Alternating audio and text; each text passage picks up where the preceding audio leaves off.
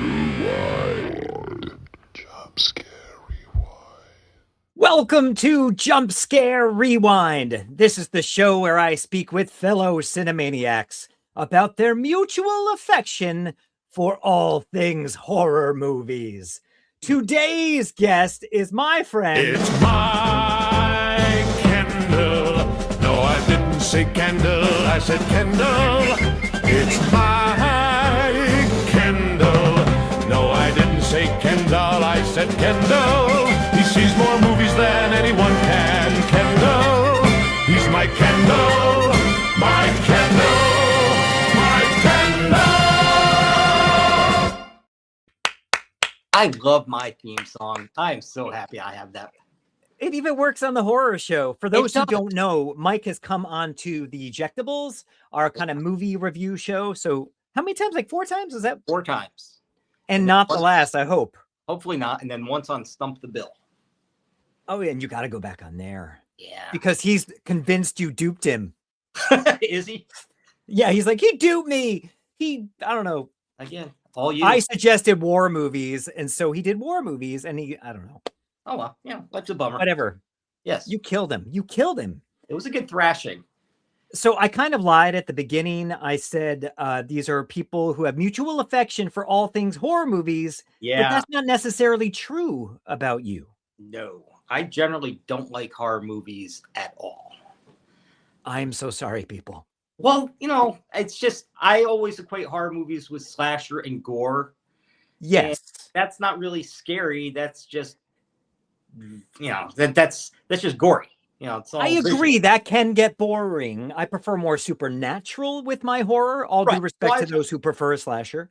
Yeah, so I prefer a little bit more. I guess you call it like a thriller. So it's not really what's happening on the screen; it's what's happening in your head.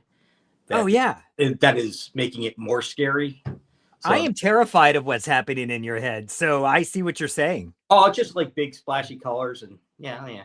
No, it's nothing to really be afraid of. It's like a kaleidoscope. Yeah, until they come out, and then then we'll see what happens. I hope it happens on the show. Well, okay. We shall see. I hope not.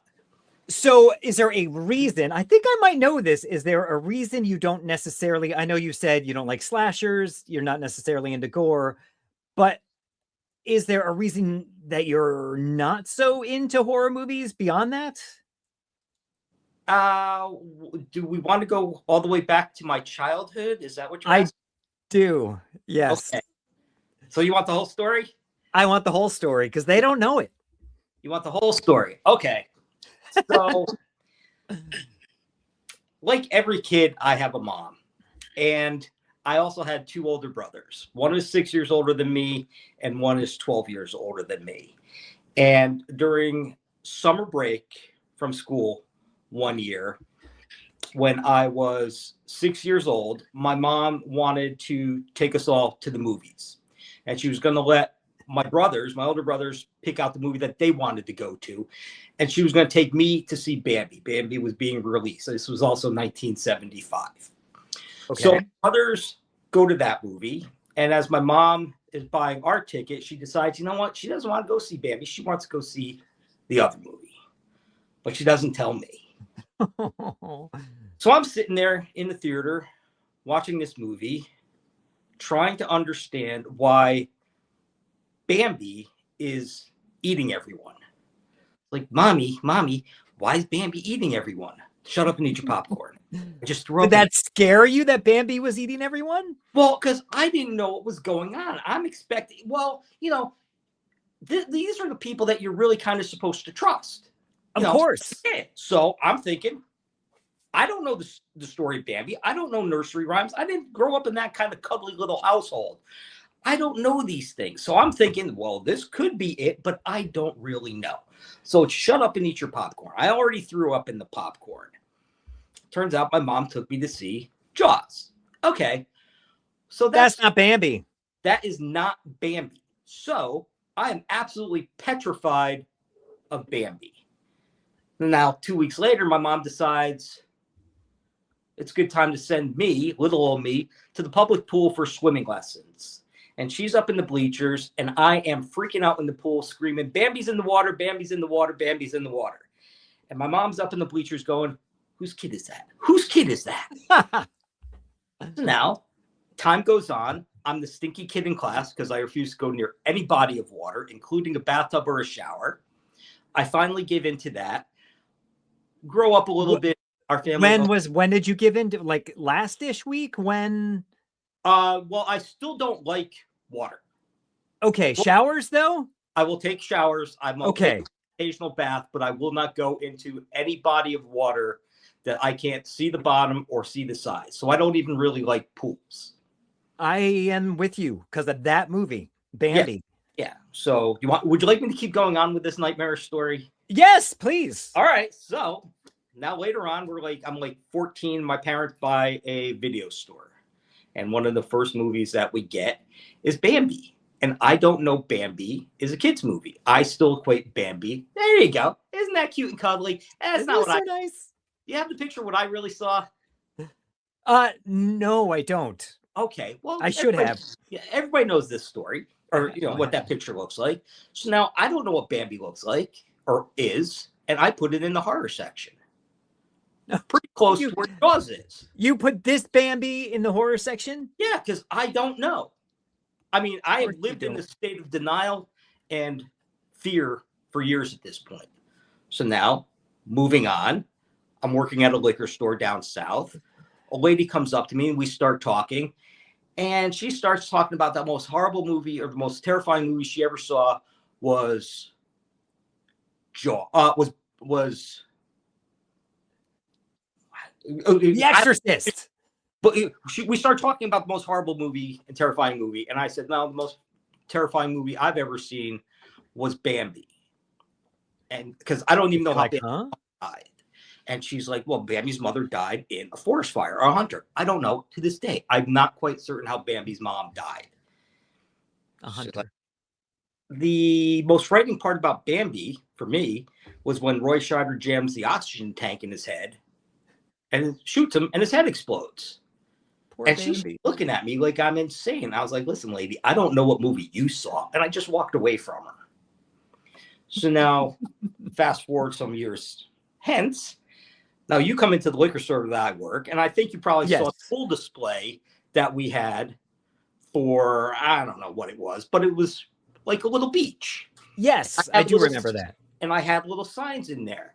And one of those signs was, be careful, Bambi sightings. Your brother.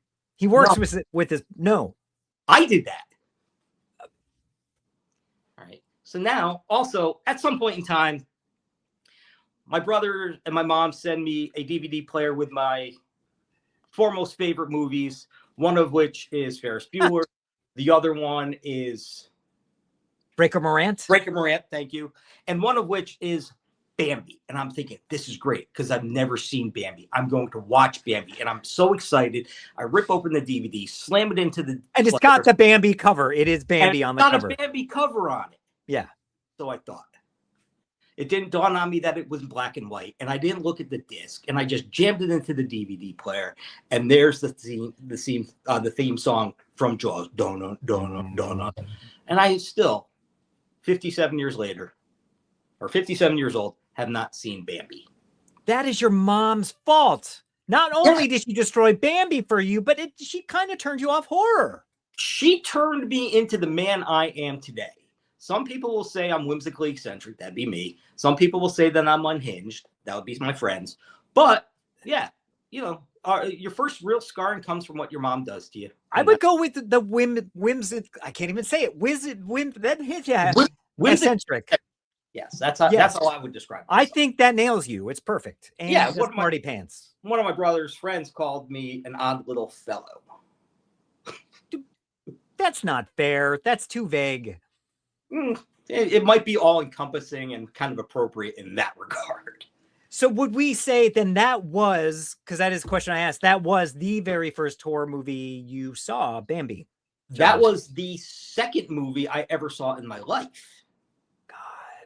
The first movie I ever saw in my life was the original Bad News Bears. And then later on, my parents wanted to know why I swore so much. I don't remember that. I mean, I guess there's a lot of swearing in it. I don't really remember. There was enough that a little 5-year-old shouldn't have been talking like Buttermaker. It's not your fault. It's not. Again, it's not your fault. I'm a product of my environment. I get it. So do you, I think I know the answer to this. Do you prefer to watch, I know you don't love scary movies. I'll just say movies in general. Do you prefer to watch your movies in a crowded movie theater or home alone in the dark or potentially with your brother? It depends on the movie. There are some movies that I want to see absolutely positively in a movie theater. For example, 2001: A Space Odyssey, Alien, basically any Christopher Nolan pick, the Dune movies, any Star Wars movie. Because you're talking big screen. It's not necessarily audience. You just want IMAX immersion. Yes, at that point, you want to be in it. You want to see what the director really wanted to convey. And sometimes the only way to truly see that is on the big screen. So like when Lawrence of Arabia came out on video at 80 something, yeah, I swore that I would never see it on video because it was too small a screen. It was just a little television. You know, it was like a 16 or 17-inch screen that we had, you know, and that's big back then. But I finally got to see it at the Florida Theater in Jacksonville, Florida, obviously, in like 1998 or something like that. But it's this old turn of the century theater with the red velvet curtains, the balconies, the old style seats. And that was the only way I wanted to see that movie for the first time. And that's how I got to see it. So there's some things you have to see. It's a spectacle. I got you. No, that is the event. And back then, when like in the 80s, when it first came out, like it wasn't widescreen when it first came out on VHS or whatever. Yeah, no, it was a pan and scan. Yeah, which is for that movie. Yeah, it's a pan and scan, which doesn't do anything. It's like watching, what was it? 7 Brides for 7 Brothers. In pan and scan, you cut out 2 of the brides and 2 of the brothers. So did they change the title? No. They should have. Yeah, there was supposed to be all 14 of them or whatever on screen. You know, yeah, 14 on screen at the same time, and you only got like 10. I've never seen it. Well, you didn't miss much. Though speaking to 2001, I saw it the first time I saw it. The only other time I saw it until like 2 weeks ago was on a 19-inch TV pan and scan, and I was like, that was the most boring movie I ever saw. That was in the 90s. Rewatched it. I think rewatched a couple of weeks ago with my brother and widescreen on our kind of larger TV. Yeah, and it was just like amazing with surround sound. So I have a much higher respect for that film now. So there is a cinema up in Hartford that's associated with Trinity College. It's I know. I think I have a friend that Cinemark. It's not Cinemark, but I think I have a friend that runs that or does something with it. Yeah. Great movies, and they've also got, for what it is, a phenomenal setup. They've got all the right projectors and just about all the right sound systems.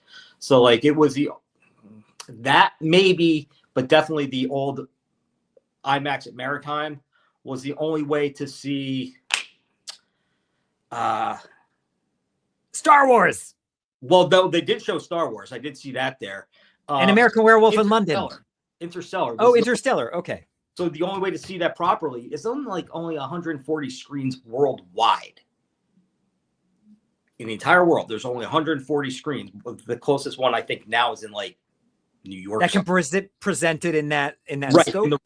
in the right aspect ratio. Okay. With the right sound system, whatever you want to call that. But Nolan has this way of he wants it projected and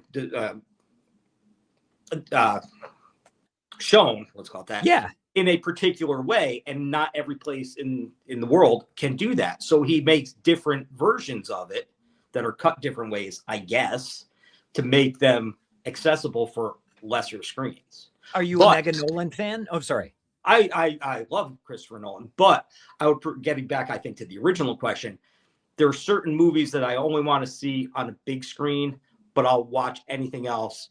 I've got a big enough screen. I think it's like a 70-inch in my bedroom. Not my bedroom. That'd be awesome. In my living room, and I sit like 6 feet away from it. So And how's your sound? Not great, but when I bought it, I wasn't really thinking about what I was going to be doing. I was just True. like, I want to watch the new episode of The Walking Dead on a big television. Okay. So that's what. That's fair. Yeah, I wasn't going to splurge because I was living in an apartment at the time, or Yeah.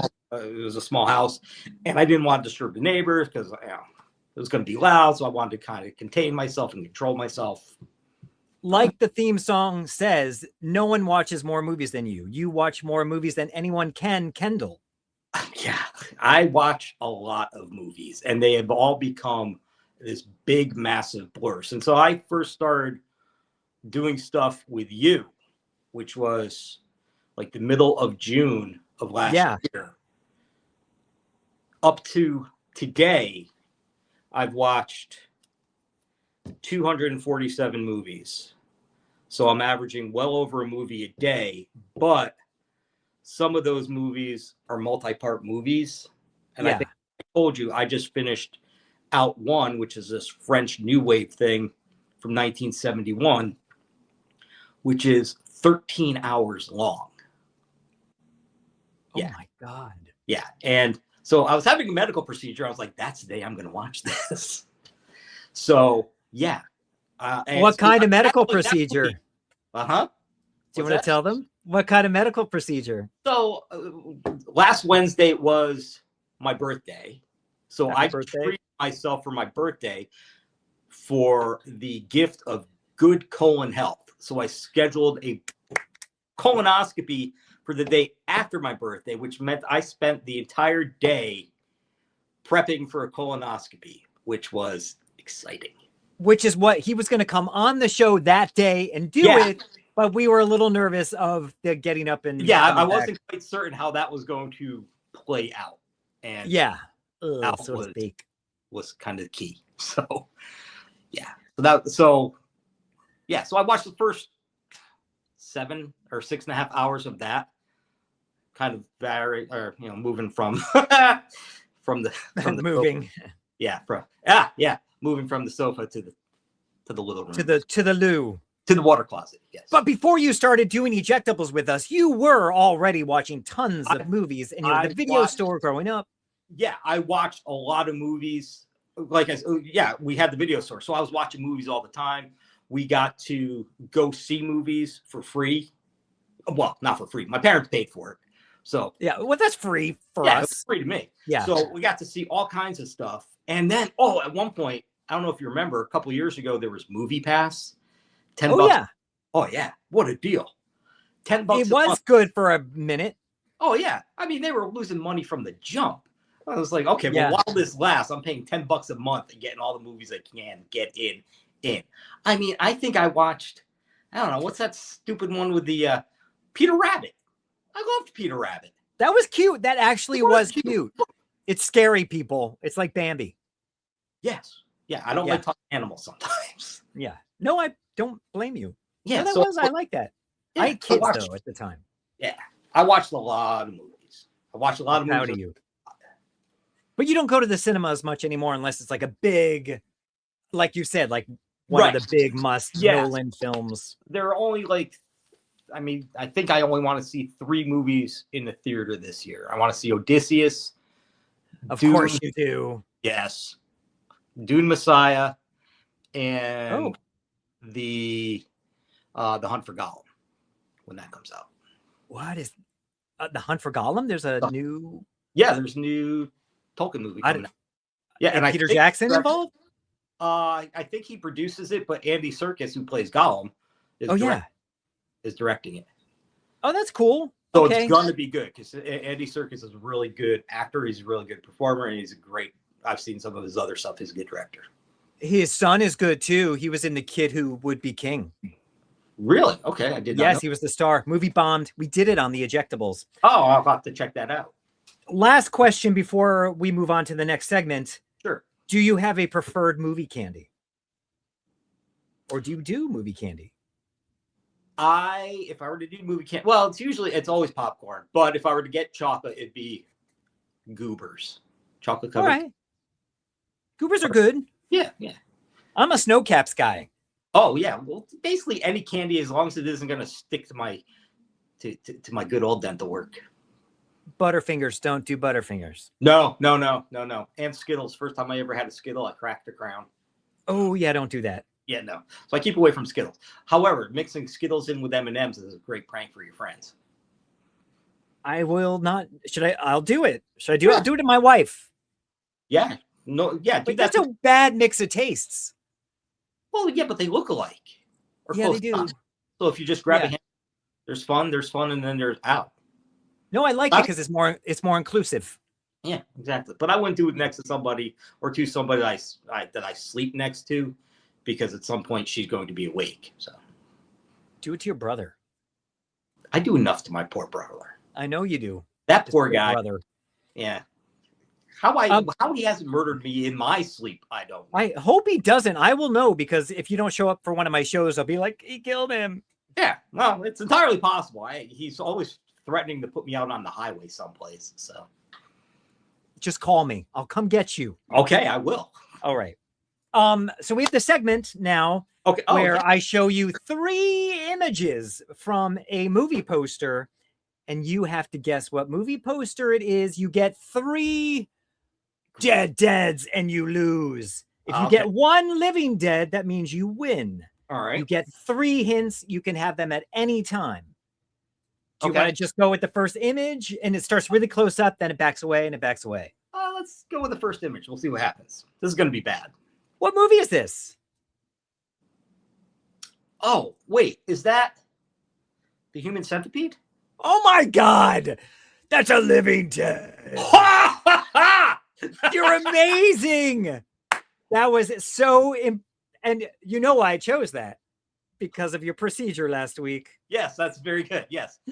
Really? Hey, I got that on the first try? You did. I will read you your hints anyway. So hint 1, tagline, 100% medically accurate. Number 2, the entire trilogy was combined into a single film in 2016 titled Complete Sequence. Number 3, the defecation in the mouth scene was done in 1 take. Oh, take. Nice. Yeah. Very nice. Yeah. So congratulations. Thank you. You know what you get for that? What do I get? Do I get another? Do I get a finally signed Ian picture? Well, this is better. You get to go on to the next game. Oh, okay. Well, that works. All right, there's only 2 games. So this one, I'm going to show you a tagline. I think you're going to get this fast too. Okay. Show you a tagline. Again, you'll get 3 guesses and the living dead and all that stuff. So here's the tagline. What movie is this from? 6 of the most bizarre murders you will ever see. And again, you get 3 hints. You can have it any time. 6 of the most bizarre murders you will ever see. I have to see your face. I'll show it again. Massacre. Oh, that is a dead. Okay. See, this is where we go downhill fast. I was impressed. Okay, good. Do you want a hint? Yes, please. Okay. Let's see. 1 of 2 Canadian slashers made by producers Andre Link and John Dunning in 1981. The other being My Bloody Valentine. This is 1 of 2 from Canada by the same producers in 1981. The other being My Bloody Valentine. No. Again, here it is. 6 of the most bizarre murders you will ever see. Do you want to make a guess or get another hint? I'd like another hint, please. Okay, another hint. Number 2. It's not going to help you at all. Body count is 9. 8 killed by the character Virginia or Anne, and 1 killed in a flashback. And it doesn't help that you don't really like slashers. Like 1 of 6 of the most bizarre murders you will ever see. This and it was 1981? 1981. This poster also had sort of another tagline, or this could be the end of that tagline, which that would have given it away, so I didn't give you that part of it. It wasn't Friday the 13th, was it? That is a dead. It was not. You get 1 more hint if you would like it. Yes, please. This might not help you either. On the poster art, there is an eye, which is a candle, and one of the T's on the poster is a dagger. Does that help you at all? Come on, you worked in a video store. You must have put this back up on the shelf. Yeah, it was probably next to Bambi, and I avoided it. It probably true. Probably was, but I'm sure you had to put it back. 6 of the most bizarre murders you will ever see. No. You know this poster so well, I guarantee you. It's got a dagger with an eye on it. Right? It's one of the letter T's looks like a dagger, and one of the letter I's or the letter I looks like a candle.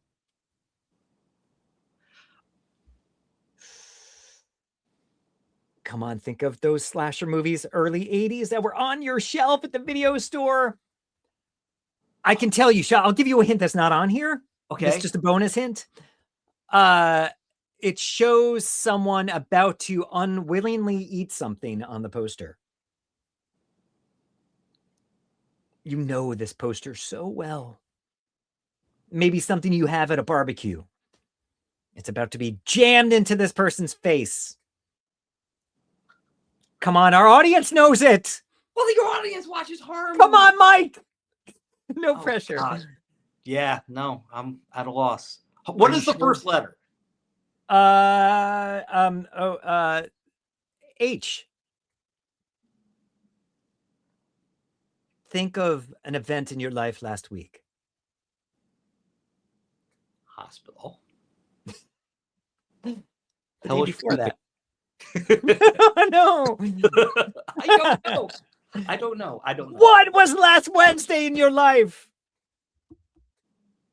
My birthday. Now, what do people say to you on your birthday? Happy birthday. To who? To me.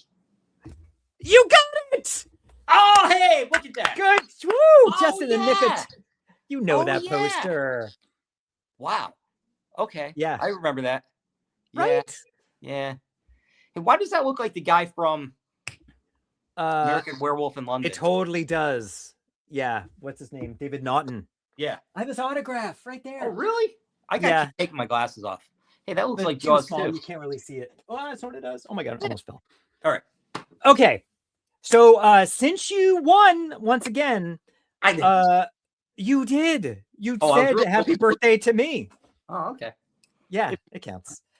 So now you get to present your movie. What movie are you talking to us about today? So today I have picked for us Possession from 1981, directed by Andrzej Żuławski, starring Isabelle Adjani and Sam Neill, with special effects by Carlo Rambaldi. So let's show the trailer and talk a little about it. Yeah. Here it goes. Beyond the realm of human desire, there is a darkness. Well, that's why I'm with you. Because you say I for me. Love opens to absolutely unknown horizons.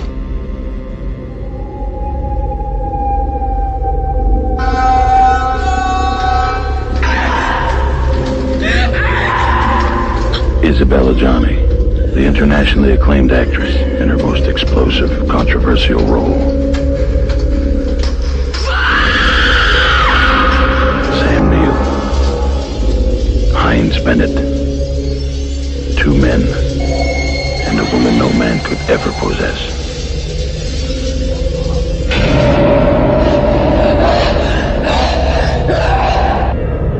Special visual effects by Academy Award winner Carlo Rambaldi.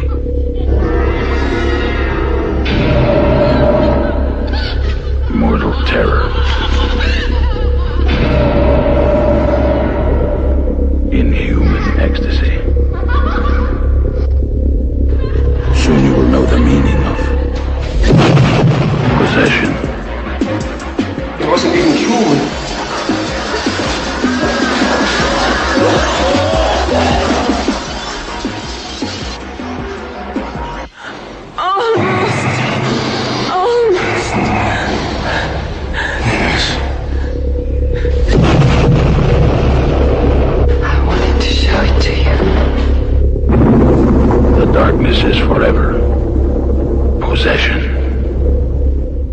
just want to say first that, again, you're not really a horror movie guy, Right. but you had texted me. You asked me if I'd seen this movie, and it's a movie that had been on my list to see for years, but I had just never seen it. And I'm so grateful that you made me watch it, and I hate you for the same reason. Right. Well, but when I watched it, you were the first person I thought of because you are a horror aficionado. And I thought, I'm missing something. I'm missing something entirely. And I need to thrash this out with somebody who might be able to explain it to me.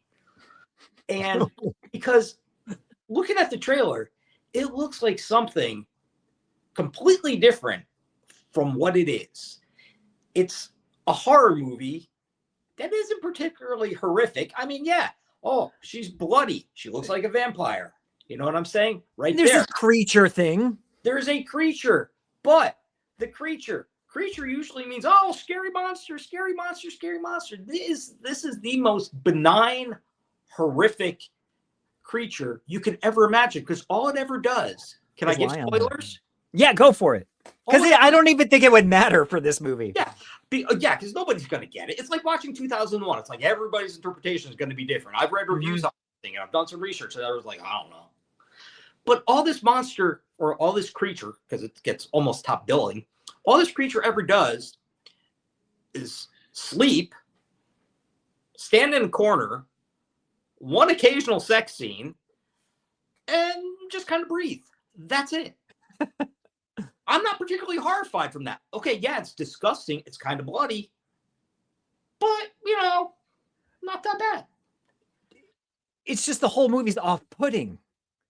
The whole movie is off-putting. So you're waiting for something else, knowing that this thing has been billed as a horror movie and it's a psychological thriller. Okay, well, I can understand the psychological thriller, but then there's some goriness in there that is metaphorical and hard to explain, because then she's got to, it's like, so my first reaction to this was, this is the worst take on Kramer versus Kramer you can imagine. Totally. It totally is. It's like, what about Bob? What about Bob? So every time I'm seeing Bob or thinking about what about Bob, I first keep picturing Bill Murray. And then every time I see this little stupid kid, he's Scuba Steve. He just keeps reminding me of Scuba Steve from Bad Daddy, because this kid is like always going pool diving. I don't know. In the tub. Bad Daddy? Bad Daddy with Adam Sandler. Oh, Big Daddy. Big Daddy. Yes, I'm sorry. Okay, what's Bad Daddy? Bad Daddy. That was in the room. That's what you call your brother. No. That Bad Daddy's probably in the closed off room in the video store. Sorry. Okay. Oh, I'm sure it probably was. I'm sure it was. Swinging cowboy doors. Yeah. Or the curtain. Yes. Classic. But yeah, it was like, I'm watching this going, I'm missing something. And I wanted to know what your take was on this. I was just going to, because you mentioned it, I'm like, I've been meaning to see it. I saw, like you did, it's on so many lists of like must see, like horror movie lists and stuff. So I'm like, I'll just like look at it for a minute. My wife is sleeping next to me on the couch, and I start it, and everyone in this film is acting at level 15. Like 10 is the top. Right. Every scene is like super overwrought. It's like actors in an acting class not being reined in at all by the teacher or a director. Right, They're just, everyone's like yelling. It's very dramatic. It was definitely a style choice. I'm like, what am I watching? I put in my AirPods, because my wife was waking up. And I was going to watch like 10 minutes. And I could not shut it off. Right. I was like, what is happening? I've watched this thing 3 times, and each time I keep coming up with something new. And, I think a movie is great when because I think I texted you about that maybe around the beginning of January. And every time, if a movie keeps popping into your head, it's important. Totally. It has stuck with me for sure. Right. So, like I said earlier, all these movies just kind of blend together, but there's occasionally one that just kind of sticks out and makes me keep going, I need to think about this some more. And like I said, it seems like, it's possession. Is there a demon? Well, kind of. Sort of. Yeah, but the demons aren't demons that you would think of in a horror movie. They're inner demons. Yeah, she's going through some stuff. Right. She's going through through all this stuff. He's going through all this stuff with her. There's this whole weird thing involving the Cold War and the Berlin Wall, and how these people are going through this huge separation, this huge crisis where there's separation between the two.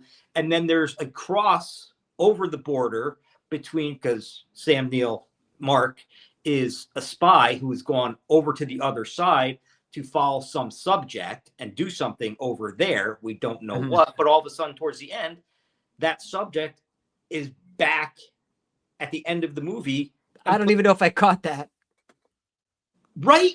So I was working so hard to get what was going on. Right. So when his bosses are interviewing him and he basically wants to quit his spy job, one of their questions is, does our subject still wear pink socks? Okay, whatever. And then towards the end of the movie, this guy's walking up a flight of stairs. Right. With pink socks. And he's wearing pink socks. So what the hell is that guy doing over here? And then the movie ends with explosions. And didn't we also get another Sam Neill in there too? Oh yeah, because they're what they call them, doppelgangers. So they're making the best versions. So Anna with the creature is making a better version of Mark. Isabella Gianni? Yes, her. This creature is some sort of metaphorical better version of Mark. That creature might not even be real. Oh, so this is her. Of course, this is her doppelganger. That's her doppelganger. Yeah. So, and the only way to tell is the doppelgangers have a difference. For Mark and Anna, it's their eyes. Oh, I thought he just dressed nicer as the other guy. Oh, well, there's that too. Yeah. Did he go through some sort of heroin withdrawal when he's in the? I mean, this could be some drug-induced. Yeah. Psychosis on his part. It could be some drug-induced psychosis on her part. But we're not even entirely certain that this creature is real because, like I said, it only does a couple of things. And then all of a sudden, good Mark. Yeah, see, even I'm screwed up now. Green-eyed Mark, the doppelganger, shows up at the end with green-eyed Helen, which is Mark's ideal Anna. Okay, so here she is again. That's her. So now the two bad versions die. The two good versions carry on. Yes. But then as soon as they're getting ready to carry on, as soon as the second Mark, let's do that, shows up to second Anna's door, bombs start going off. And then it ends. It's so wild. I was like, okay, was there... And that goes back to the Cold War thing. Is there some sort of nuclear attack? Is there something else going on that the movie is not a horror movie? Do you think the filmmakers even know entirely what? I don't know. Me, it was, I guess the director was going through a tough separation at the time. And of course. So Berlin obviously was a choice. That barrier, the couple it starts off with that couple having a barrier and they're just, trying to figure things out. And then she has this wild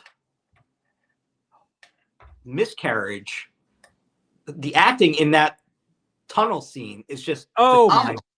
That I guess they did it they took two takes, but I guess he was running low on film. Yeah. That sounds so right. He just did it all one take. He's like, I just watched it as an observer, didn't really direct that scene, but she is amazing. Right. And she must have trust in that director just to let herself go like that. Right. And she said that making this movie with that director can only be done as a young person. I saw that. And that would make sense because you can't just do that. I mean, that looked raw. Oh my gosh. It's real. It's crazy. It is crazy. You're like, is she truly losing it? And I guess, didn't Sam Neill say he would never do a film like this again after doing this movie? Yes, he did. Yes.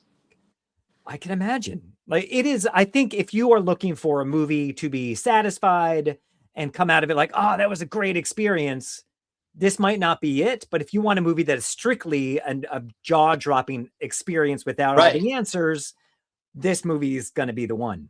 It is unlike anything I've ever seen.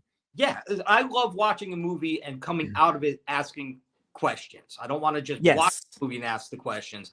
I want it to stick with me and keep poking at my brain until I can start answering those questions for myself. But then those answers keep generating more questions. Well, and it doesn't make sense. You can't fit it into a box. So when people try to review this thing, it's like, is it this? Is it that? Well, no one knows. And the director's dead. Yeah, it is what it is. And it's just, it's bonkers. It is so bonkers. I think I told you, I did recommend this movie to you. The only other movie that in recent time that's made me feel the way this one did is that film Surat, which is for best foreign language film, where it does not give you all the answers. It leaves you like thinking after, but there are moments of it that are just jaw dropping. Like, what the heck?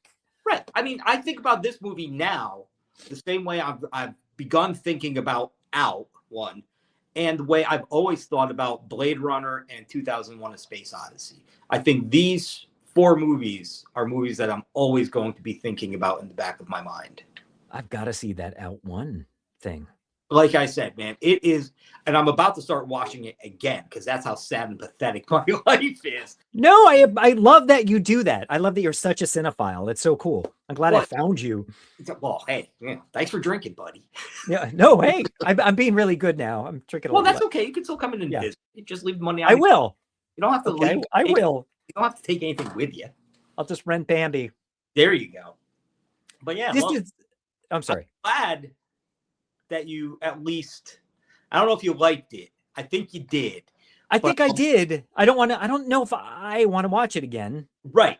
But I'm at least glad that you watched it enough so I can have somebody to talk about it with. Because I watched it with Howard the other day. For anybody that did he like it? He just kind of looked at me. Like, what did you just do to me? Yeah. The only time he ever looked at me like that was when we watched The Lighthouse. Oh, yeah. Right. So my Howard and my other brother, Jay, I made them watch that. And I had already seen it once. So I knew what was going on. I knew what was going to happen. I didn't know what was going on. And they both looked at me and were like, don't ever fucking pick a movie again. I didn't love that movie. Did you love that movie? It was... I got some of the symbolism. I didn't think... What was it, Joel? That director, Eggers? Eggers, yeah. I do not love his work. I've got another friend. I've got 2 friends. I'm so happy. That loves his stuff for the most part. And as recommended, I watch everything. And what I have seen, I'm impressed with, but I don't think it's not one of those things that's self-contained. It doesn't have a real resolution to it. I feel his movies, and not to make this about Eggers, and I know a lot of people love him, but I find his movies look amazing. I think set design and music and mood, he rocks that. But I feel his movies are so thin beyond that. They're just like, for me, they're like the symbolism that he's throwing in there is like, okay, he's just throwing that in. Does it really mean something? You put these images up. Are they really important? Or are they just red herrings along the way? That's what it feels like to me. Yeah. Like his Viking movie, The Northman, it looks amazing. And I wanted it to be such a good movie. And I'm just like, oh, again. And then his Nosferatu, I felt the same way about. And I've been told I need to watch, The Witch? The Witch, I would say, is for me, his best. The best. Most engaging, though I was very sleepy when I saw it. But yeah. But again, like I said, I'm glad that you watched it so I can have somebody to talk about it with. And, I'm so glad I saw it. Thank you for subjecting me. I'm just going to briefly recommend one other movie, which you have maybe seen because it was on those video store shelves. And if you've seen it, we can talk about it briefly, but I'm going to show, do you know this movie? The Company of Wolves, directed by, what's that? No, but we did have that movie. It's, directed by Neil Jordan, who did The Crying Game, The End of the Affair, Butcher Boy, High Spirits, Mona Lisa, Michael Collins. In Dreams. He's, for me, one of my favorite directors. Oh, maybe we didn't have that movie then. What year did that come out? No, I think you did. This was like 85, maybe? Awesome. Yeah. Yeah, this is early Neil Jordan, but I think he's one of the most interesting directors, does so many different genres. Really? But I'll show you quickly the trailer, and here is In the Company of Wolves.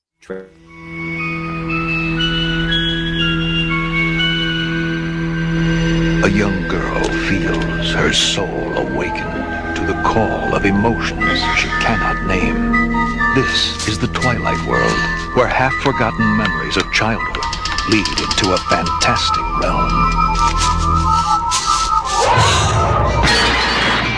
Was it a wolf or a man you killed? When I killed it, it was a wolf.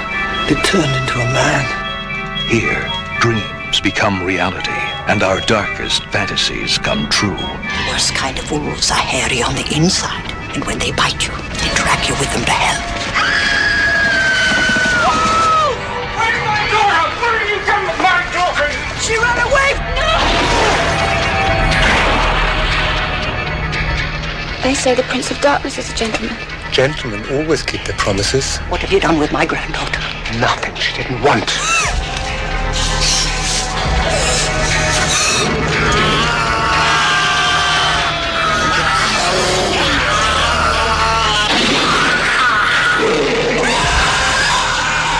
The Company of Wolves, where fairy tales end and nightmares begin.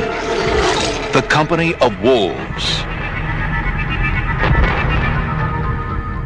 It's really hard to categorize this film. So it came out in 1984, but it's like a dark fantasy with horror elements. It's obviously like Little Red Riding Hood. Yeah.